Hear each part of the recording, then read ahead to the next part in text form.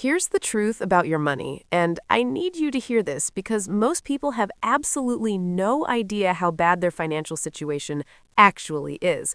Not because they're stupid, not because they don't care, but because nobody sits them down and shows them the raw, uncomfortable numbers. And today, that's exactly what I'm doing. By the end of this video, you're going to see your financial life from a completely different angle, and I promise you, some of these statistics are going to hit you like a truck. So let's get into it. Let's start with something that I think will immediately get your attention. The average American is spending more than they earn. Not by a little, by a meaningful margin. And yet somehow, most people walking around right now genuinely believe they're doing okay with money. There's a massive disconnect between perception and reality when it comes to personal finance, and that gap is costing ordinary people hundreds of thousands of dollars over the course of their lifetime. We're going to break this down piece by piece, starting with income, then debt, then savings, then spending habits, and then we're going to talk about what actually separates people who build wealth from people who stay broke. First, let's talk about income, because this is where everything begins. The median household income in the United States sits around $74,000 per year. That sounds decent on paper until you start doing the math. After federal taxes, state taxes, Social Security, and Medicare, that household is walking away with somewhere around $55,000 to $58,000 in actual take-home pay, depending on where they live. That's roughly $4,600 a month. Now, before we even talk about saving or investing, let's just look at what that money has to cover. Rent or mortgage, groceries, utilities, transportation, insurance, childcare if you have kids, and all the other random expenses that pop up every single month. When you lay it all out like that, $4,600 a month starts to feel very tight, very fast. And here's where it gets genuinely alarming. The average American household spends about $61,000 a year, according to Bureau of Labor Statistics data. But wait, we just said median take-home pay is around $55,000 to $58,000. You see the problem? Millions of households across this country are spending more money than they actually bring home after taxes, and they're funding that gap with debt. Credit cards, personal loans, buy now, pay later programs, home equity lines. People have gotten incredibly creative about finding ways to spend money they don't have, and the financial industry has gotten equally creative about letting them do it. Now let's talk about debt, because this is where things go from uncomfortable to genuinely disturbing. Total consumer debt in the United States has crossed $17 trillion. Let that number sit with you for a second. $17 trillion. That's not government debt. That's personal debt held by ordinary American households. Credit card debt alone has surpassed $1.1 trillion and climbing. The average American household carrying credit card debt has a balance of around $6,000 to $8,000 on their cards at any given time. And here's the part that makes financially literate people want to pull their hair out. The average credit card interest rate right now is sitting somewhere between 20 and 22% annually. That means if you're carrying a $7,000 balance and you're only making minimum payments, you could be paying that card off for years and handing the bank thousands of dollars in pure interest charges for the privilege of spending money you didn't actually have. But credit cards are only one piece of the debt picture. The average new car loan right now is hovering around $40,000, with interest rates that can range anywhere from 6% on the low end to 15% or higher for people with less than perfect credit. The average monthly car payment has crossed $1,400 for new vehicles, $700 a month every single month going out the door for a depreciating asset that loses 15 to 20% of its value the moment you drive it off the lot. And then people wonder why they can't save money. They're hemorrhaging cash in ways they've been completely conditioned not to notice. Student loan debt is another monster in the room. Americans collectively owe over $1.7 trillion in student loans. The average borrower graduates with somewhere around $30,000 to $37,000 in debt, depending on the type of school they attended, and that number goes dramatically higher for graduate and professional degrees. The cruel twist here is that many of these borrowers took on this debt in their early 20s when they had essentially zero financial education or real understanding of what it would mean to carry that burden for the next 10, 15, or even 20 years of their working life. Now let's shift to savings, because honestly, this might be the most shocking part of this entire video. The personal savings rate in America has been bouncing around in some very uncomfortable territory. There have been periods in recent years where the savings rate dropped below 4% and even dipped close to 3%. What that means is that for every $100 of disposable income, the average American is saving less than $4. Less than $4. The general financial recommendation is to save at least 20% of your income. The average American is saving less than a quarter of that. And that gap represents the difference between financial security and financial fragility. Let's bring that into retirement, specifically, because this is where the data gets genuinely heartbreaking. Roughly half of Americans between the ages of 55 and 64, the people who are approaching retirement, have less than $50,000 saved. Think about that. These are people who have been working for 30 or 40 years. They're within a decade of retirement, and they have less than $50,000 put away. The commonly cited rule of thumb for retirement planning suggests you need somewhere around 25 times your annual expenses saved to have a sustainable retirement. If someone needs $40,000 a year in retirement, they need $1 million saved. Most people approaching retirement age don't have a tenth of that. And for younger Americans, the picture isn't much better in terms of trajectory. The median savings account balance for Americans under 35 is frighteningly low. We're talking about median balances that sometimes fall below $2,000. Meanwhile, a common recommendation is to have 3 to 6 months of living expenses set aside in an emergency fund. For someone spending $4,500 a month, that's $13,500 to $27,000. And the data suggests a huge portion of the population doesn't have a fraction of that. In fact, surveys consistently show that somewhere between 55 and 65% of Americans couldn't cover a $1,000 emergency expense. Not a $10,000 emergency, not a $5,000 emergency. $1,000. That's the level of financial vulnerability that a majority of people in one of the wealthiest countries on Earth are living with every single day. Now, I want to pause here for a second and acknowledge something important. These statistics aren't meant to shame anyone. The financial system, the education system, and honestly, a lot of cultural messaging around money have failed ordinary people in very real and very significant ways. Nobody teaches kids in school how compound interest works. Nobody shows teenagers what it actually means to carry a credit card balance for 5 years. Nobody explains to 18-year-olds signing student loan paperwork what the next 2 decades of their financial life will look like if they borrow irresponsibly. The game is complicated, and most people are playing it without ever having been taught the rules. But here's the thing. Understanding the rules, even if you learn them late, changes everything. So let's keep going. Let's talk about housing, because the numbers here have become extreme in a very short period of time. The median home price in the United States has increased dramatically over the past few years and now sits somewhere around $400,000 or higher in many markets. When you combine that with mortgage rates that have risen significantly from the historic lows we saw a few years back, the monthly payment on a median-priced home has roughly doubled compared to what it would have been in 2020. For first-time buyers trying to get into the market, the affordability math simply doesn't work in large portions of the country. And for renters, the situation isn't much better. The average rent for a one-bedroom apartment in the United States has climbed well past $1,500 a month nationally, with many major metropolitan areas sitting at $2,000, $2,500, or even higher. This housing cost explosion is doing something really interesting to household finances. It's forcing people to spend a larger and larger share of their income on shelter, which means every other category of their budget gets compressed.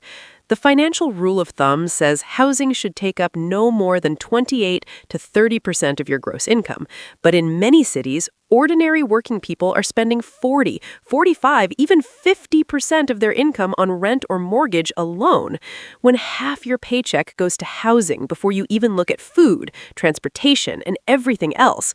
Building wealth feels like something impossibly out of reach. Let's talk about spending habits, because I think this is where some of the most fascinating and honestly most controllable numbers live. The average American spends around $1,200 to $1,500 per year on coffee, about $2,500 to $3,000 a year on dining out. Subscription services that people sign up for and then forget about collectively drain billions of dollars from American households every year. One study found that the average person underestimates their monthly subscription spending by about $100. That's $1,200 a year going to services you probably aren't fully using or have even forgotten you're paying for. Here's the concept that I find genuinely eye-opening when it comes to spending. Every dollar you spend today isn't just a dollar, it's every dollar that dollar could have become. If you took $100 that you might have spent on something unnecessary and instead invested it with average stock market returns over 30 years, that $100 could become $1,000 to $2,000, depending on market conditions. Every impulse purchase isn't just what it costs today, it's what it costs you in future wealth.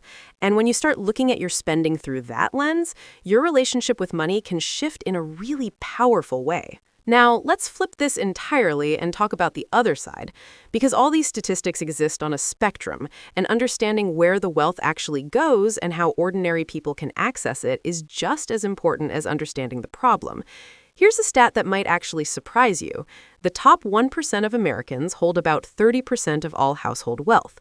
The top 10% hold roughly 140%, which means the bottom 90% of Americans are splitting about 30% of the total wealth among themselves. That's not a political statement, that's just the math of where money concentrates. But here's what's interesting. Wealthy people, even moderately wealthy people, not billionaires, just people who have built real financial stability, share a surprisingly consistent set of behaviors. And those behaviors aren't secret, they're boring, but they're incredibly powerful when executed consistently over time. Wealthy households consistently spend less than they earn, not a little less, meaningfully less. The average millionaire next door type household that Stanley and Danko famously researched lives in a house well below what they could afford, drives a car that isn't the newest or flashiest, and invests the difference year after year. This isn't about deprivation, it's about priorities. It's about understanding that every dollar you control today translates directly into freedom tomorrow. Wealth building in America is primarily happening through two vehicles: home equity for middle-class households and investment portfolios for higher-income households. The average net worth of a homeowner in the United States is dramatically higher than the average net worth of a renter, not necessarily because buying is always better than renting, but because home ownership forces a degree of savings that most renters never replace with voluntary investing. When you have a mortgage, every payment builds equity. Most renters aren't taking the difference between what they'd pay in a mortgage and what they pay in rent and systematically investing it, they're spending it. And that difference in behavior, compounded over 20 or 30 years, creates a massive wealth gap. Investing is the other piece of this, and the statistics on American investing behavior are both encouraging and disappointing at the same time. About 55 to 60% of Americans have some exposure to the stock market, primarily through 401k retirement accounts. That's actually better than it sounds, because 40 years ago, that number was much lower. But the amount being invested is often inadequate. The maximum 401k contribution limit is currently around $23,500 per year for people under 50. The average American contributes somewhere around 6 to 7% of their salary, which on a $74,000 income is roughly $4,400 to $5,200 per year. Financial advisors generally recommend saving 10 to 15% minimum for retirement. Most people are at half that or less. And this brings us to one of the most powerful forces in all of personal finance: compound interest. Albert Einstein may or may not have actually called it the eighth wonder of the world, but whoever said it understood something profound. Money invested early grows in ways that are genuinely counterintuitive until you see the actual numbers. Someone who starts investing $400 a month at age 25 and earns an average of 8% annual returns will have approximately $1.5 to $1.7 million by age 65. Someone who waits until age 35 to start investing that same $400 a month at the same return ends up with roughly $600,000 to $1,400,000. Same monthly investment, same return, $1 million more just from starting 10 years earlier. Time in the market is the single most powerful lever the average person has access to, and most people underestimate it dramatically. Here's something that I think is critical to understand at this point in our conversation. The statistics about the average person that we've been discussing throughout this video are not destiny. They're a description of a pattern, and you have the ability to opt out of that pattern. But you can only opt out of patterns you can clearly see. That's what this video is really about. Not doom and gloom, not judgment. Clarity. Because financial clarity is the beginning of financial change. Let me give you the framework that wealthy people, or more precisely financially disciplined people at any income level, actually think about money. They think about it in terms of what percentage of income gets allocated to what category. Housing at 25 to 30%, transportation at 10 to 15%, food at 10 to 12%, savings and investment at 15 to 20%. Everything else splits up the remainder. When people operate with this kind of intentional allocation, the math starts working in their favor instead of against them. When people operate without any intentional allocation, which is most people, money has a way of simply evaporating. It goes to whatever is in front of you, to whatever is on sale, to whatever makes you feel good in the moment. And 30 years later, you look up and wonder where it all went. One more statistic that I want to leave you with before we wrap up, because I think it captures everything we've talked about in a single data point. The average American retires at around 62 to 65 years old with a median net worth of approximately $250,000 to $280,000. Sounds like a reasonable number until you realize that about 2/3 of that is tied up in home equity. So the actual liquid investable wealth of the median retiree is somewhere around $90,000 to $100,000. Using the 4% safe withdrawal rule that financial planners commonly reference, that means the median retiree can sustainably pull about $3,500 to $4,000 per year. Per year. Not per month, per year.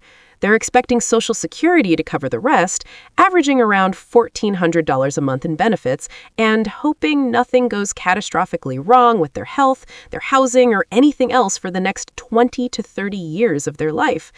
That is the financial reality of the average American retirement, and it is genuinely precarious for a huge portion of the population. Now here's the good news, and I mean this sincerely. You watched this video. That alone puts you in a different category from most people. The majority of people will scroll past financial content, skip the uncomfortable conversations, and continue operating on autopilot until the consequences catch up with them. You didn't do that. You wanted to see the real numbers. You wanted to understand what's actually happening. And that curiosity, that willingness to look at the uncomfortable truth, is the exact starting point for every meaningful financial transformation I've ever heard of. The path forward isn't complicated, even if it isn't easy. Spend less than you earn consistently, build an emergency fund that actually protects you from life's inevitable surprises, attack high-interest debt with intensity because that debt is one of the most expensive things in your life, invest early and invest regularly, even if the amounts feel embarrassingly small at first, because time is doing work you can't see yet, but you will eventually. And most importantly, stay educated, stay curious, keep asking questions about how money actually works in the real world, rather than accepting the financial story you've inherited from a culture that profits handsomely from keeping you confused and in debt. The statistics about the average person are sobering, but statistics describe averages, and you are not required to be average. The people who build financial security, who retire with dignity, who eliminate money stress from their daily lives, they aren't geniuses. They're not lucky. They just decided to see clearly and then act on what they saw. That's it. That's the whole secret. And now you're seeing clearly too. If this video gave you something useful, something that made you stop and rethink how you're approaching money, do me a favor and share it with someone who needs to hear these numbers. Because financial literacy isn't just personal, it's genuinely one of the most powerful things you can pass along to the people around you. Drop in the comments which statistics surprised you the most, because I genuinely want to know what hit different for you today. And if you want to keep going deeper on topics like investing, debt elimination, and building real wealth from wherever you're starting right now, make sure you're subscribed, because this is the kind of content we dig into every single week. I'll see you in the next one.